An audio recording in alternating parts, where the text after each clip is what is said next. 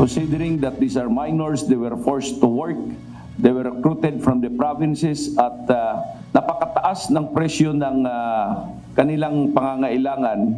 Kung kaya pasok ito dun sa death bandage, walang safety gear. You look at the video, kawawa yung mga bata, the minority of age. Nasagip ng National Bureau of Investigation ang 10 mga biktima ng child labor sa palaisdaan ng Saswal, Pangasinan.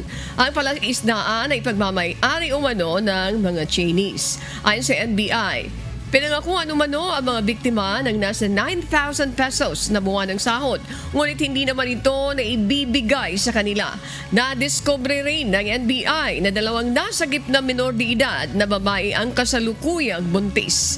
5 suspect ang naaresto ng NBI kabilang 2 Chinese nationals na mga may-ari umano ng fish cages at 3 Pilipino na mga katiwala.